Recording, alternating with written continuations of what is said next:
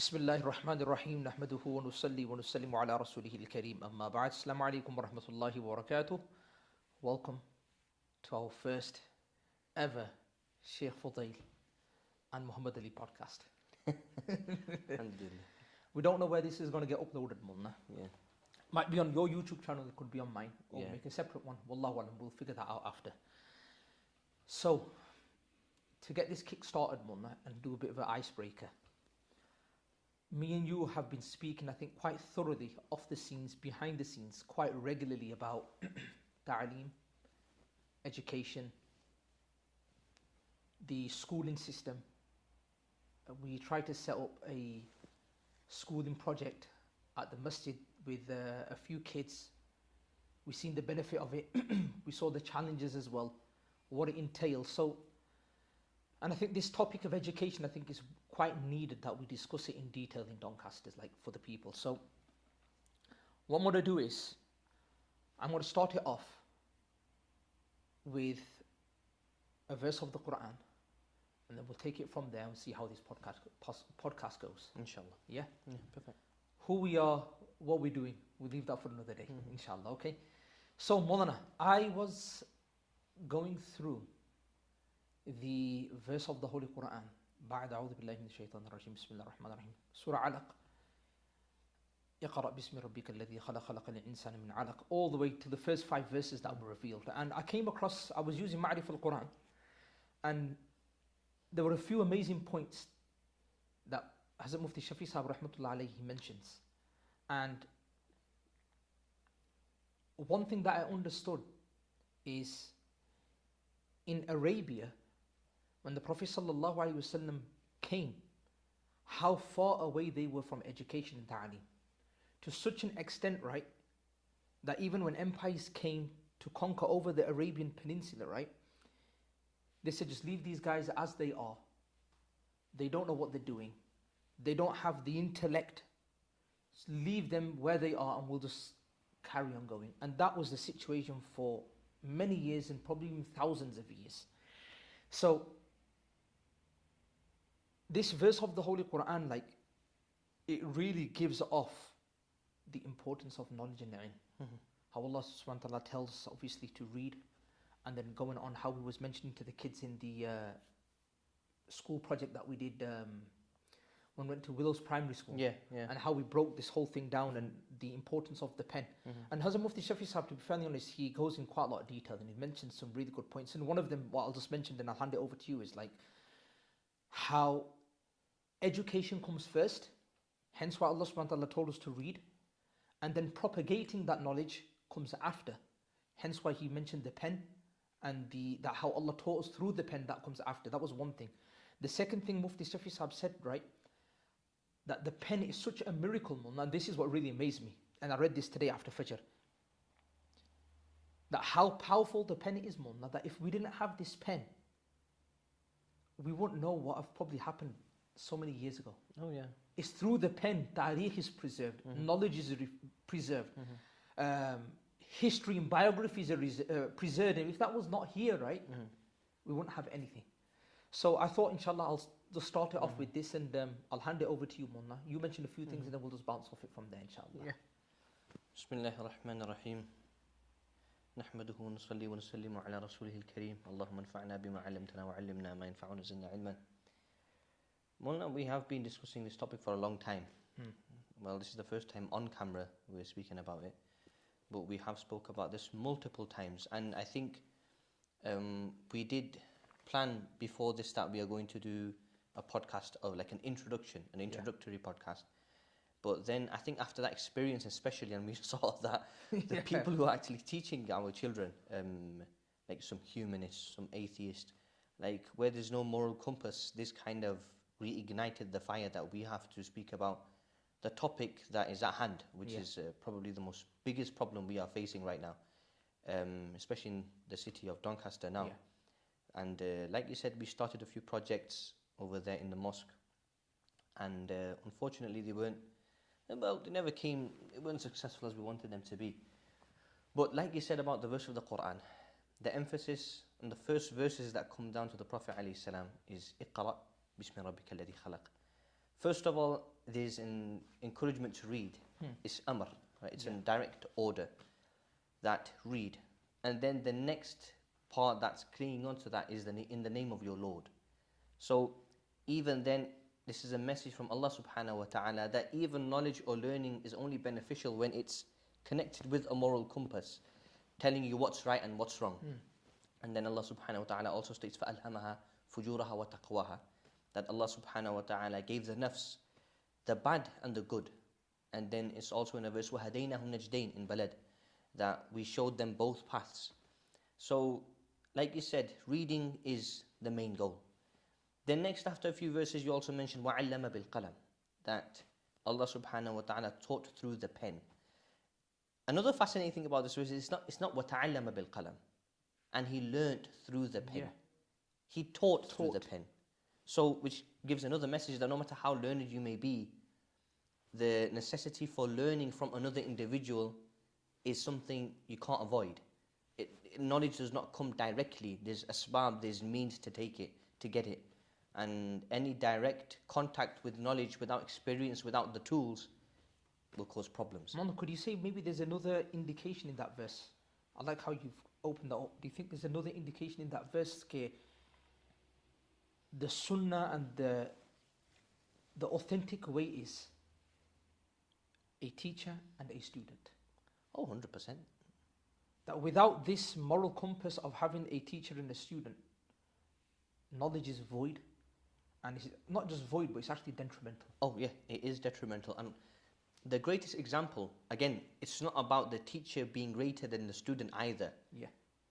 When the Prophet, when Jibreel alayhi salam comes with that famous hadith, mal ihsan, mal iman. Yeah. It's like Jibreel alayhi salam is asking the questions from the Prophet alayhi salam to give me the answer about these things. Yeah. And we also know in the Quran, when it comes that نزل بها الروح الأمين على قلبك لتكون من المنذرين. Another verse where Allah subhanahu wa ta'ala states that he was taught through Jibreel alayhi salam, which shows that there's always a means to get to the goal. And without that, anybody who goes directly will not benefit fully, unfortunately. There's a process. And that's why we have schools. That's why there are colleges. That's why there are universities. Without that, we will not get to the end goal. It's not possible. Subhanallah. Yeah, it's very important. No, Mullah, I like how we've just opened up this topic. Now, Mullah, right. Another thing, whilst we was, for the past week, just kind of researching this topic, another thing that really fascinated me was how Islam has actually given the importance and encouraged gaining knowledge, ilm. For an example, when we look at seerah, we find like the captives of Badr that the Prophet and the Sahaba caught, the people of Quraysh. For them to go ransom, what was one of the conditions? Yeah, it's a very good point. Very good point. Teach the Sahaba how to read and write, that will be your ransom. Mm-hmm. And that really struck a chord with me in the sense that the Prophet was ummi. Yeah, he was, And he was taught directly from Allah subhanahu wa ta'ala. Yeah. But he himself understood the power of knowledge, the power of ilm, and how the Quran says, are the people who have knowledge and don't have knowledge, are they similar?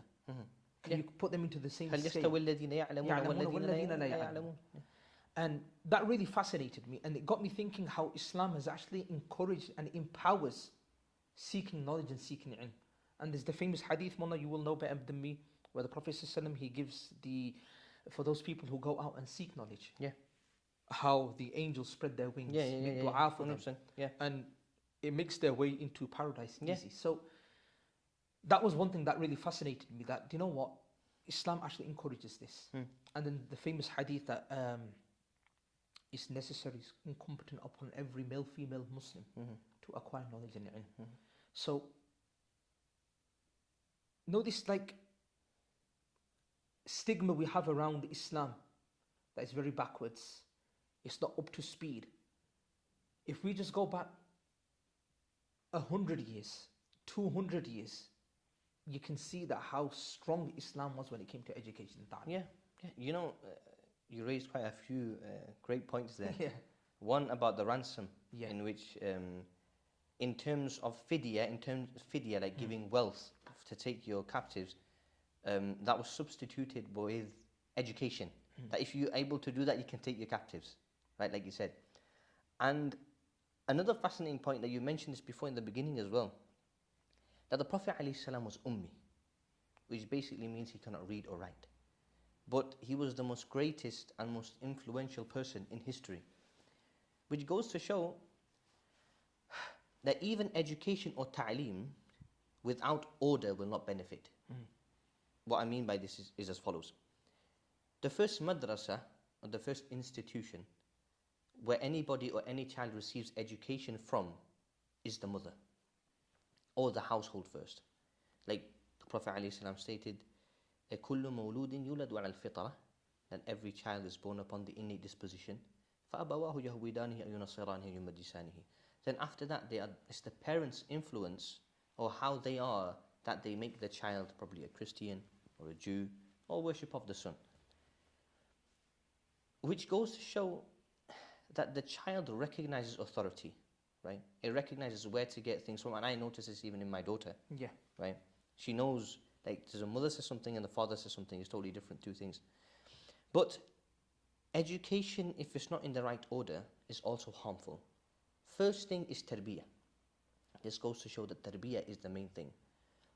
Number two, focus upon language, like prioritizing language. Like even the Prophet ﷺ, when he went to Qabila Sa'ad, where Halima radiallahu anha was, and he went there, and he went for that same purpose, to purify, purify the language, to improve the language. The early days, yeah. And the early days. And the first thing that made that was the environment. His surrounding, that's why he was sent to that tribe. To get in that environment where people speak that type of language as if it's their norm, right? That they have inherited that. That's how.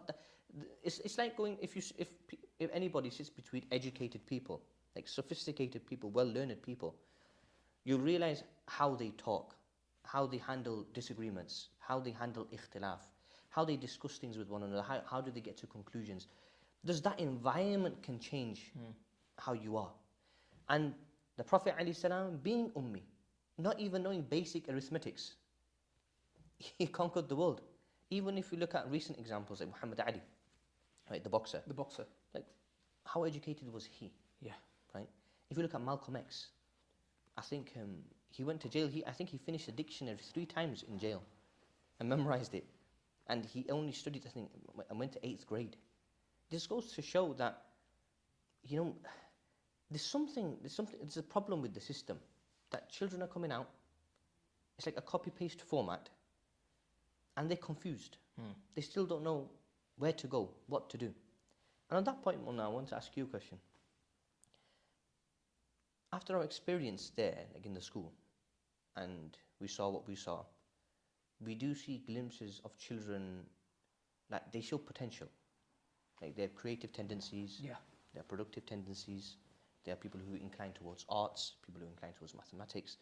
Like they have their capabilities. What do you think about this concept that we have on compulsory schooling, through which a child comes and goes, but at the end of the day he's still confused? I mean, why do you think that's the case? I mean,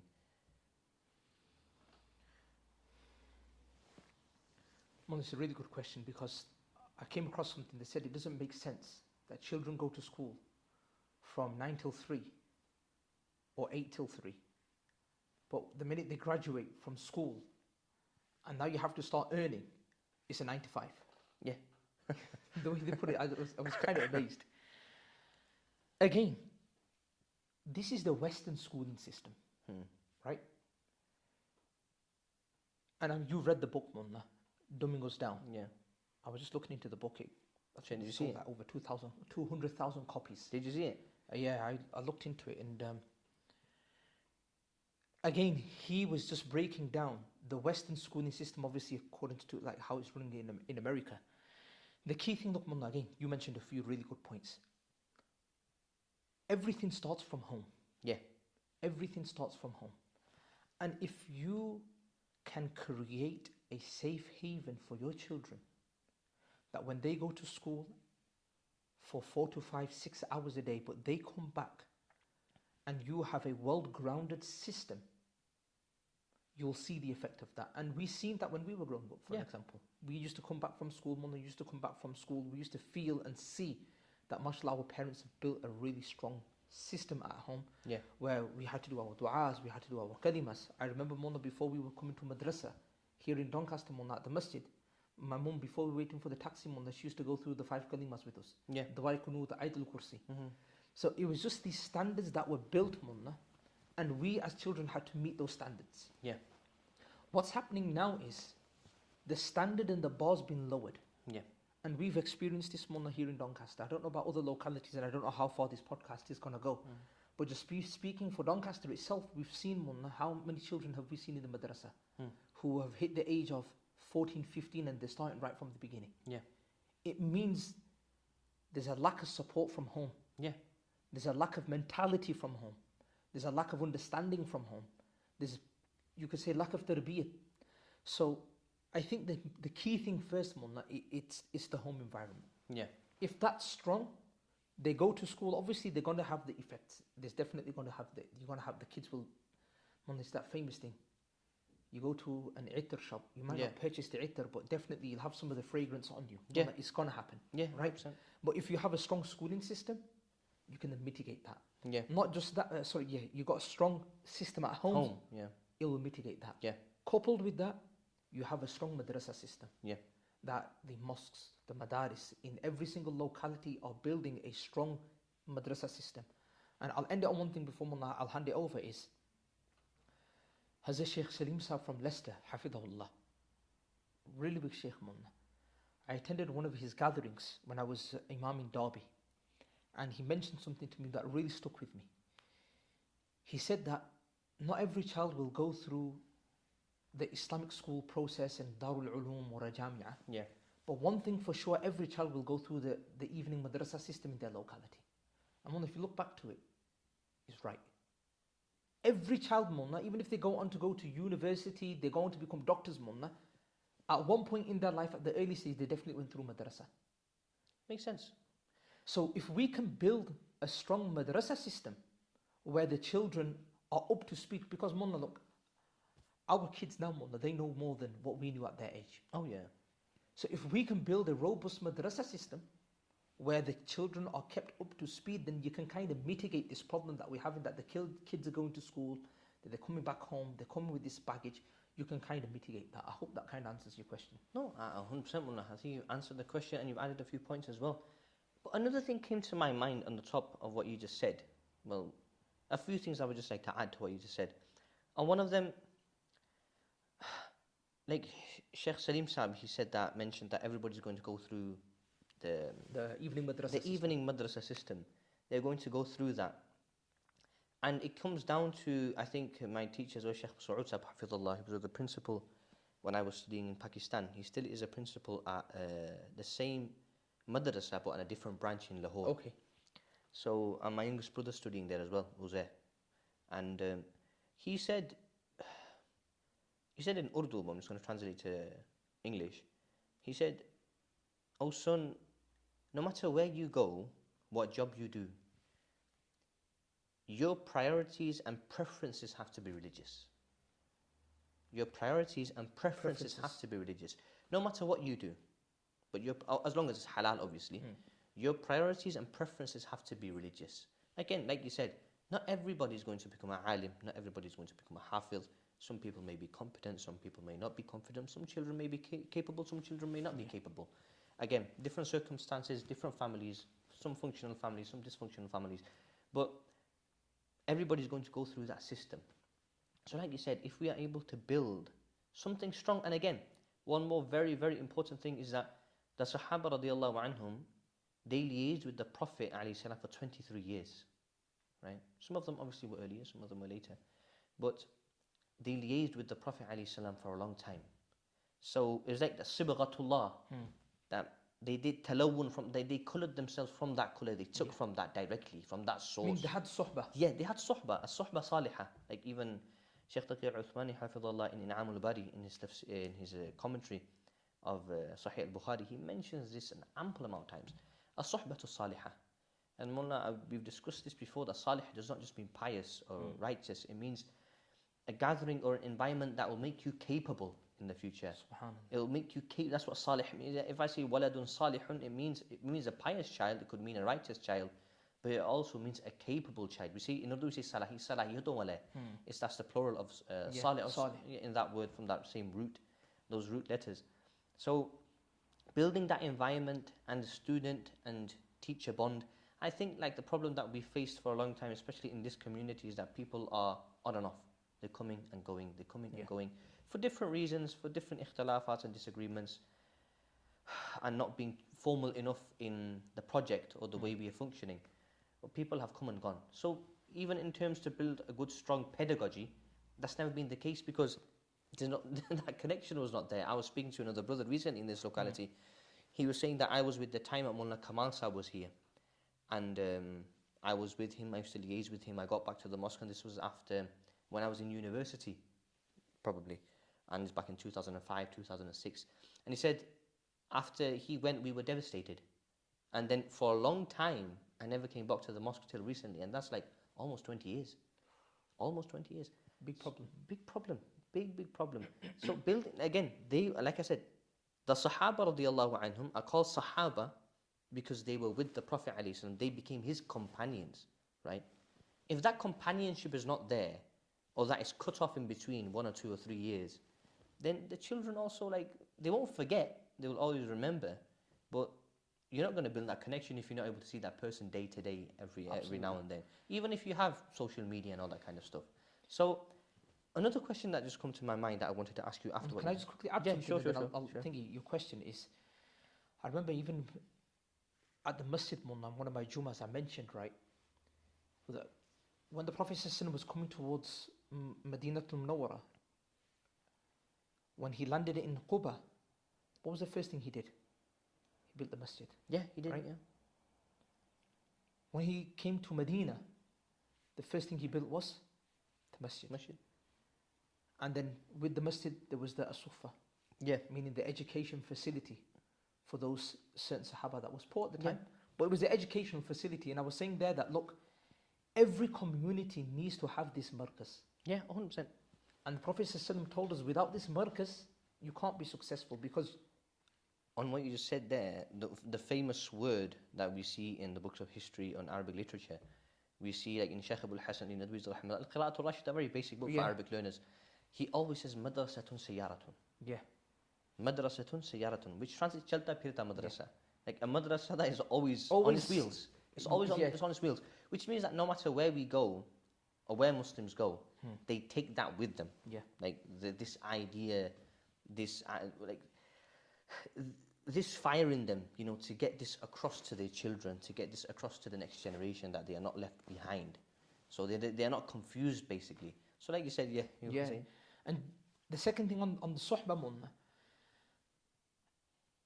Suhbah was attained by the Sahaba, or the Prophet was able to attain it from the Sahaba because Mullah, he built a mindset. Yeah, he did, yeah. He really built a mindset. And very recently, Mullah, we know when from Leicester, I was mentioning Shaykh Adam. He passed away. For how many years did he just work on building the mindset of the community to such an extent that the council Mullah, they made Shaykh Adam Square. Yeah, you showed me. So I think even here in Doncaster, Mullah, it's challenging. You need a Shaykh Ali Square. You need a Soon, Shaykh Ali Square. Shaykh Ali Soon, Square. But it's like definitely there's challenges, and those community members here in Doncaster that are listening to this, I think this is the first time that you're getting to hear this from community leaders, the imams who get to see this from face value, what challenges we're facing, right? And one of them is really building that educational system for our children, taking Islamic education, deeming it important, and really supporting us in that process. Yeah, 100%. Yeah, Mullah, you was going to mention something. I wanted to ask another question. Yeah. And we spoke about this, you just mentioned this before as well. Again, it's not sidetracking. When it comes to, why has it come to this? That liberal education, or Western education, is valued more again, not verbally, nobody's going to say this verbally, but in real time when we see people, they are not going to look at Islamic education and say that, okay, this is something that I have to work full-fledged on my child, otherwise something's wrong is going to happen. Yeah. So what happens, okay, they'll do their second time compulsory schooling, again, which is more like a ritual, unfortunately. It's become a ritual. We don't want it to be a ritual, a rasam. We don't want that to be, we want it to, again, parents are involved, the children are involved, even one of the experiences that we have dealing with children in this modern era. Like Mullah, I've studied in Pakistan, you studied here in the madaris here. I don't think you've come across children like that. I definitely have not come across children like that. Even when I speak to my ahliya, my wife and all that, when we even talk about PlayStations, bouncy castles, this kind of stuff, it's very hard for her to grasp because she's also been in learning tafsir and all that. But for her, this is very hard to grasp. We know, you know, that in this environment, for us to bring these children this way first, it's important that we have activities that the families and that can get together and have their own safe haven. But where do you think this mindset has come from that, okay, we'll do this as a part-time thing, okay, we're trying to preserve the deen. But that paper or that certificate, unless I don't get that, I have failed in life. Like, why is it like that? They see secular education, liberal education, Western education, a means to pay the bills. Does it?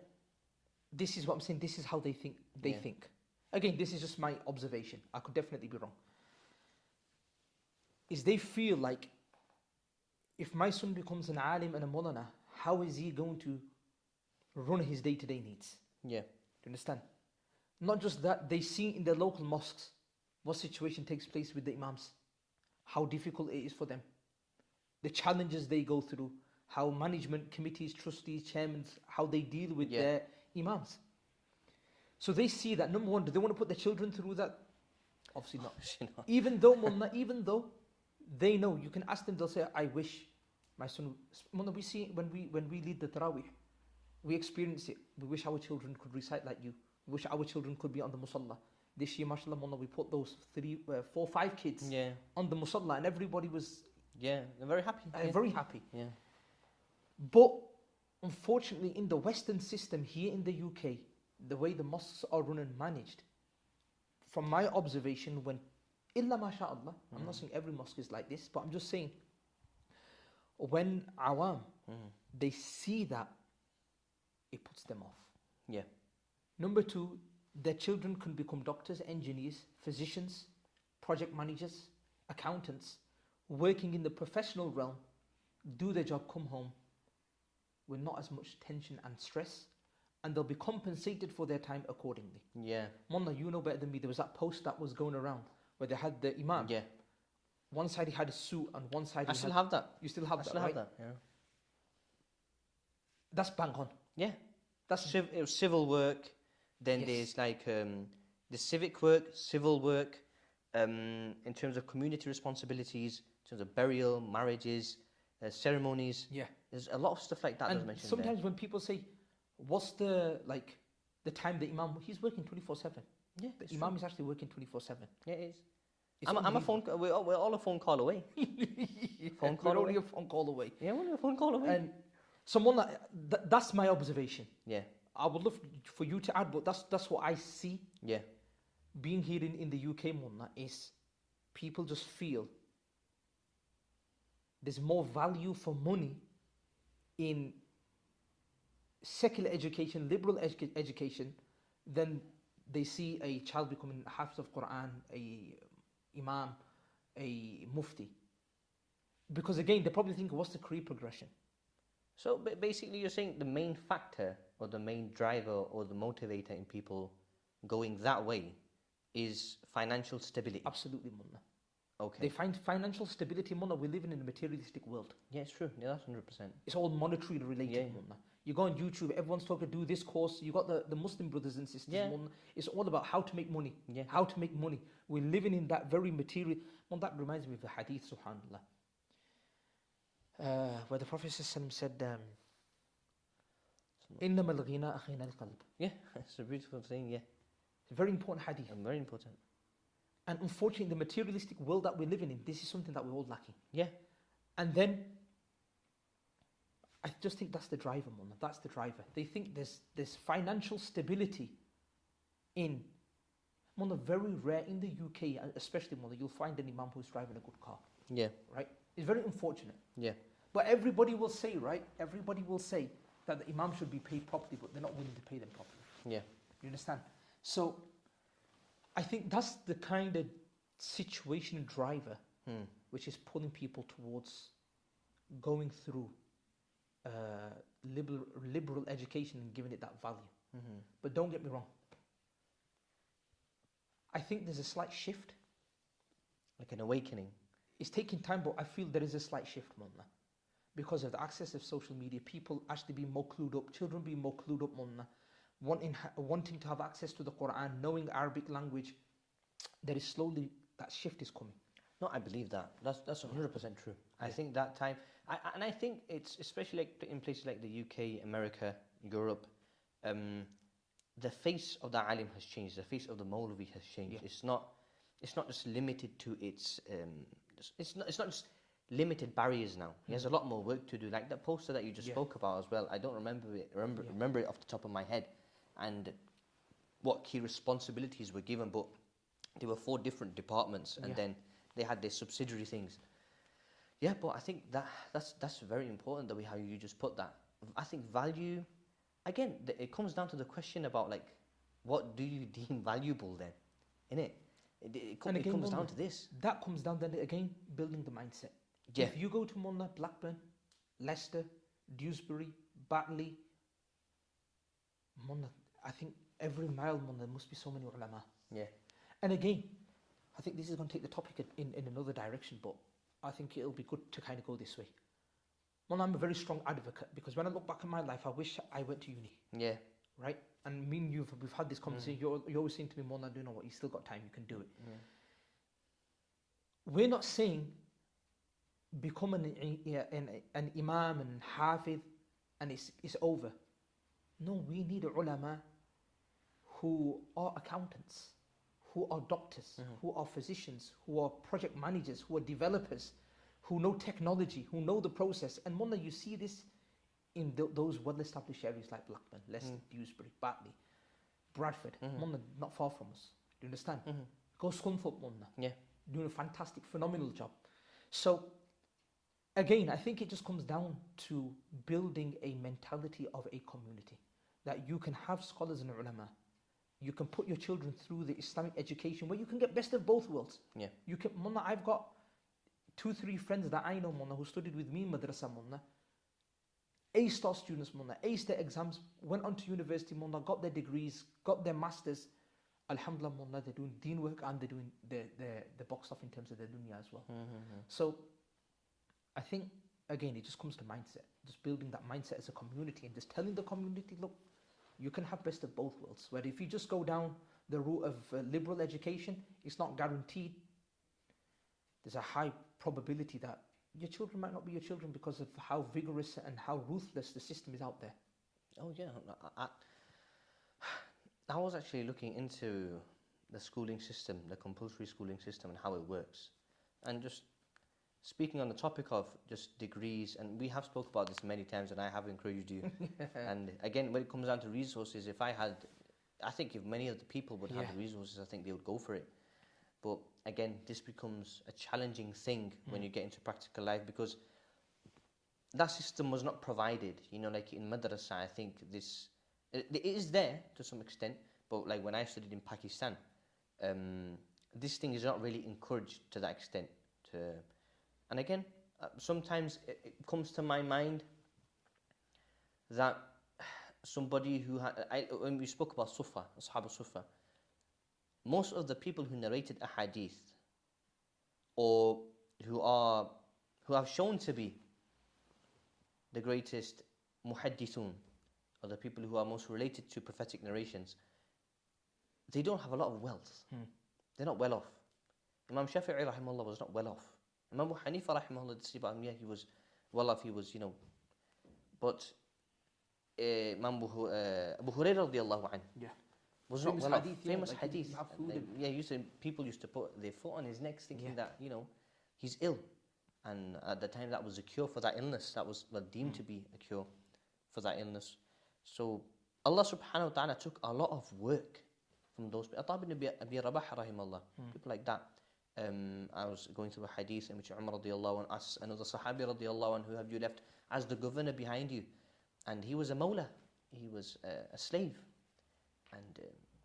And Umar radiallahu anhu was kind of surprised and said, is a mawla, is a slave going to lead the Arabs? Yeah. And the answer that governor gave was, إِنَّهُ حَافِظٌ لِكِتَابِ اللَّهِ وَالْفَرَائِضِ. He's a hafidh, he has memorized, he knows about the fara'id, the mandatory and obligatory acts, and he's also hafidh of Kitabullah. And the Prophet, then Umar radiallahu anhu said that, إِنَّ اللَّهَ يَرْفَعُ بِهَذَا الْكِتَابِ أَقْوَامًا وَيَضَعُ بِهِ آخَرِينَ. Through this book, Allah subhanahu wa ta'ala will elevate many and degrade many. So I just think it's about where you put value. But as you said, in this world of fast dwindling resources, you have to have a backbone. You have to have a backbone that people can rely upon. Okay, you know what? If things do go pear-shaped, I'll go this route and then secure myself, get on my own 2 feet. Again, that environment is not there anymore. That you can just go out and people, mali ghanima, and this is not there anymore. Yeah. So, like you said, the backbone is important, where both sides of they're boxed off from both sides. In terms of asbab, Maki Allah subhanahu wa ta'ala knows how to get the job done. Yeah. Now, for us, it's ajmilu fi talab, the hadith says that when you are going to look for rizq, beautify it. Look for rizq in the best way possible. Yeah. Allah subhanahu wa ta'ala has promised anybody who is walking across the earth that He will provide provision for that individual.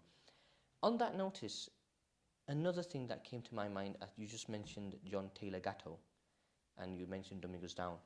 I read that book a few months ago. I did highlight the main parts and the way how he broke down the compulsory educational system in America. And again, that same module is over here in the UK. It's not any different, to be honest. Yeah.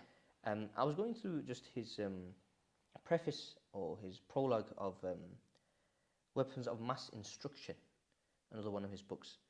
I came across a very fascinating thing that I would like to highlight as well. But just before that, inshallah, what would your take be on compulsory, secondary education?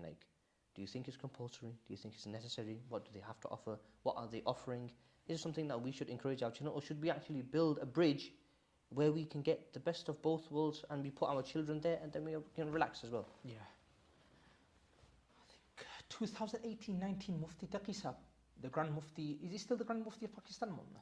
I think he is, I'm not sure. I've not looked into it. Well, he has a very senior role. Oh, yeah, he's a very big senior alim, yeah, Mufti big senior Taqi alim, Sahib. yeah. I think he's not, I think definitely he's revered in the Arab circle as well. Oh yeah, mashallah, yeah. A very profound scholar and alim. His father was a very big scholar and alim.